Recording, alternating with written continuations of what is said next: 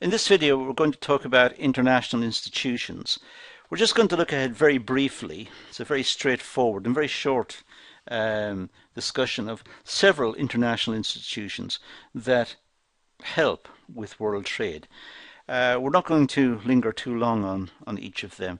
It's a question of you getting to understand the existence of these institutions and then perhaps doing some more research yourself and some more readings on the subject. But for the moment, let's start by looking at the European Union. It was established in 1957 and is also called the European Union. It started as the European Community. The members of the EU form a customs union, which aims for eventual economic and political unity. So a customs union is one where countries come together very closely, start to agree on a wide range of measures, and eventually almost become the same country. So the individual countries that form it up may be seen as, in a sense, we've seen as regional governments of the bigger country, the bigger customs union. So individual countries lose a lot of power, but they see it as gaining a lot of influence and also a lot of resources, a lot of benefits as a result of forming together to form bigger institutions. Now the EU has free movement of capital and labour within its boundaries. So the EU allow people to go and work in different countries, and it's easy to start businesses in different countries as well. There's also free trade between the member states. There are no barriers to entry, no tariffs and no obstacles. They try to facilitate trade, to encourage trade between the countries. They do, however, have a common tariff against non-members. So countries outside of the EU who wish to export into the EU, these will face a common tariff. Common tariff means it's the same tariff no matter which part of the EU they export to. So if they export to one country, it'll be the same tariff as another country, if those two are in the European Union, of course. It also has what's known as the Common Agricultural Policy, known as CAP. This tries to help farmers. It's controversial. Some people say it's bureaucratic and it's a burden on the European Union. Some people say it's not sufficient, and some people say it's not well managed, and some say it's inappropriate in today's world. It's debatable. It's constantly in the news, and it's almost impossible to think of the EU without thinking of issues surrounding the Common Agricultural Policy, the support that's meant to be given to farmers. There are standardized trade and customs procedures as well, dealing with trade across boundaries. They're all dealt with in the same way. It's all very straightforward. They just have standard rules right across Europe. So usually going through a customs checkpoint is just a question of driving through it. Because once inside of Europe, there is free movement of people, free movement of capital, and trade just happens just by driving through. And of course, there's the euro. The euro is the single currency that applies in many parts of the European Union. Not all countries have got it, but many countries have. It's a new currency, one developed by the European Union. It has replaced many currencies in Europe who now use this new currency, the euro, as its basis for a currency that is the currency of many countries. Now, that also is controversial, and not all economists agree it's a good thing. Sometimes it's better to have currencies that can move against each other, because different regions develop at different rates, different governments have different priorities, and so on. It's a question maybe of having flexibility rather than rigidity, and a single currency across all of big tracts of Europe may lead to rigidity. Now let's look at the International Monetary Fund. As I said, you go back over the Euro and the European Union in your readings and make your own notes. But for the moment, International Monetary Fund. The IMF was set up in 1944 in America, in Bretton Woods. The main aim was to stabilize exchange rates and to lend money to countries who needed support to support their own exchange rate if something was going wrong. So in 1944, the idea was to fix exchange rates right throughout the world, if possible. So all the countries would have fixed exchange rates, one against the other. And this was meant to encourage international trade, because entrepreneurs and business people trading around the world would not have the extra worry of having currency fluctuations. Because if the currencies are moving one against the other, then it may be that an investment overseas which looks very profitable in fact turns out to be a disaster, because the currencies have moved in the meantime, and when the profits were repatriated, come back to the where the investors were, the profits were wiped out because of currency movements. So the IMF was an institution to try and stabilize currencies. So as I said, in 1944 it was believed that fixed exchange rates would be a good thing for world trade. Don't forget, in 1944, well, the war was still on. The Second World War was still on. But there was a belief that after the war there would be the need for rapid development and reconstruction, and the world economy had to be repaired. The Second World War was particularly destructive. So that's what the main thinkers thought. It was mostly based on the work of a famous economist called John Maynard Keynes, an English economist who was very influential back at that time. Over 140 member countries pay a sum of money of their own currency into a pool. So these 140 members pay money into a pool. The amount paid, of course, depends on the size of their economy. Now each country can then borrow foreign currency from the pool according to their contribution to settle temporary balance of payments problems. So if a country who's a member of the Bretton Woods system, if they have a problem, their currency, let's say, is about to fall in value, they could borrow foreign currency from the pool, the IMF pool. And with the foreign currency, they could then buy their own currency. And in buying their own currency, they're creating a demand for their own currency, and the price of their currency would go back up. So the problem would be alleviated. The problem would be cleared in a sense. Of course, as to whether it would be cleared in the long run, that's another issue. The underlying causes might not have changed. Countries could draw up to 25% of their quota before the IMF begins to set conditions on the loan. So they can get 25%. Depending on how much they pay in and how much they've got in the pool, they could take 25% of their quota. After that, the IMF would want to look at what's causing the problem with the currency. What's causing the problem of their currency under attack? Why is there downward pressure on their currency, let's say? And the IMF might want to ask them to increase taxes or cut back government expenditure or do something which may not be popular. And for that reason, many people don't like the IMF. They've got elected governments, and yet the IMF place conditions on loans. The IMF, I suppose, would say, well, it's no different to us going to the bank to borrow money. If we go to the bank to borrow money, the bank will want to know how much we earn, how we spend our money, what's left over at the end of the month, and then they will decide to make the loan or not. So it's a bit similar to us as individuals going to a bank to get a loan.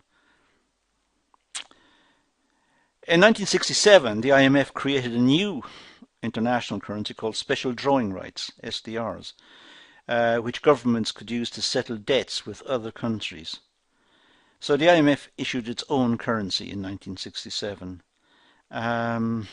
which was really owned by the members of the IMF. So they shared the benefit of having the international currency.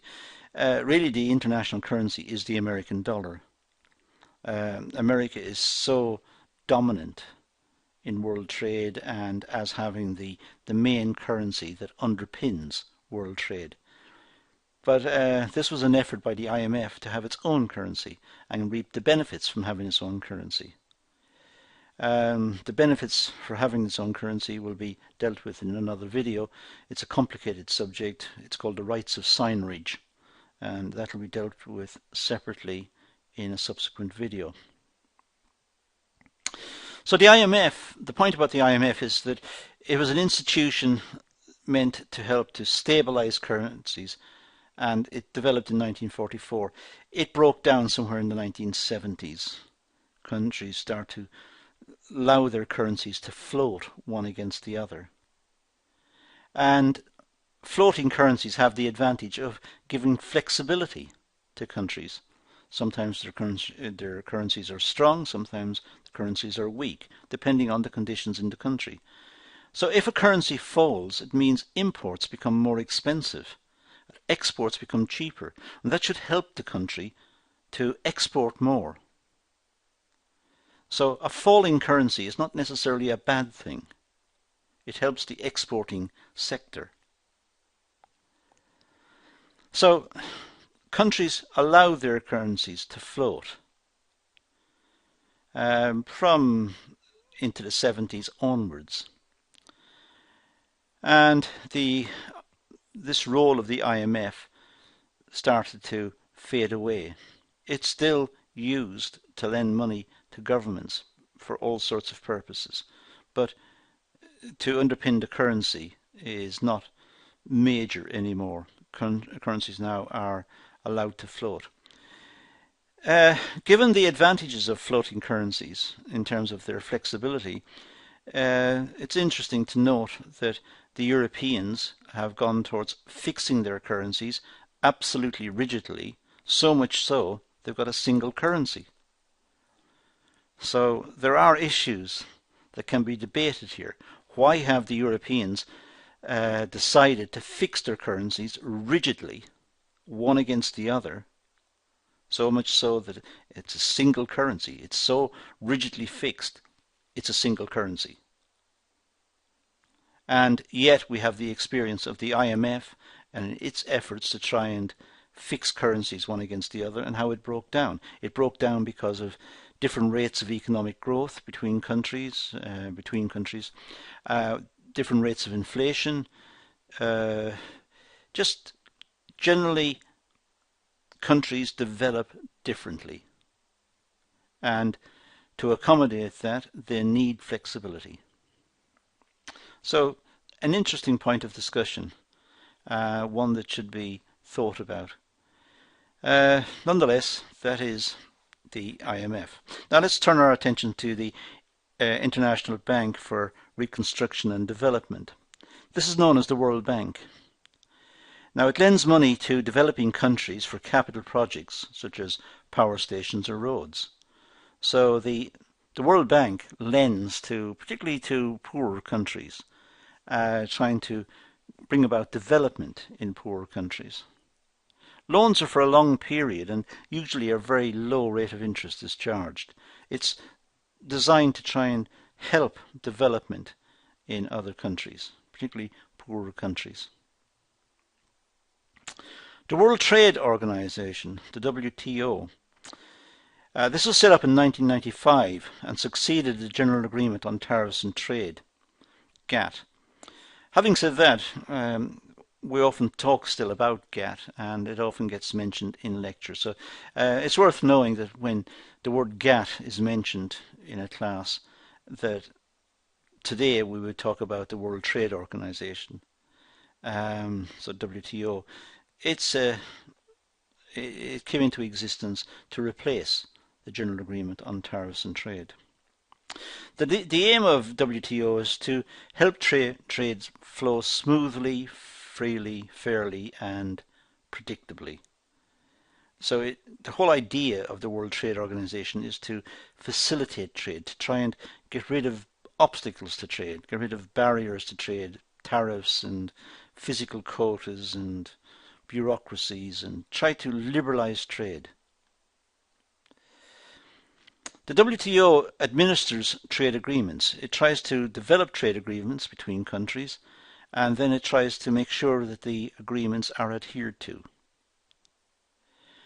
So it acts as a forum for trade negotiations. It enables countries to talk to each other through the WTO to try and get agreements on reducing obstacles to trade and encouraging trade between countries, because it sees that as a way of bringing about higher rates of economic growth and more prosperity and more development for the countries. So the WTO acts as a forum to try and encourage world trade.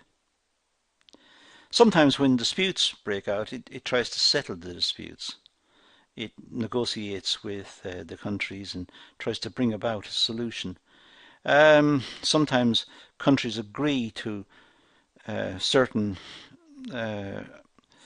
formats of trade and then perhaps change somewhere along the line, change what they're doing, and this is in violation of the agreement.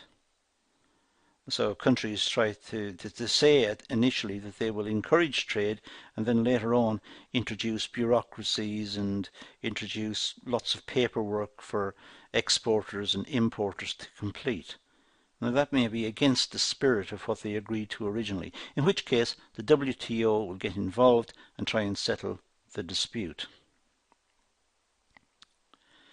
It reviews national trade policies. It looks at what governments think about trade and what the government's aspirations are in terms of trade, and it tries to figure out which governments are keen on having trade agreements and then trying to match them up with others and trying to negotiate trade changes. And sometimes it's a very complex process. Sometimes it goes through individual product items to try and reduce tariffs on individual product items.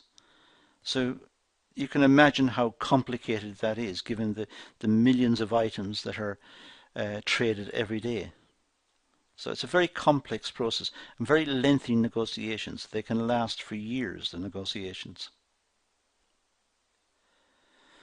It can help developing countries in trade policy issues.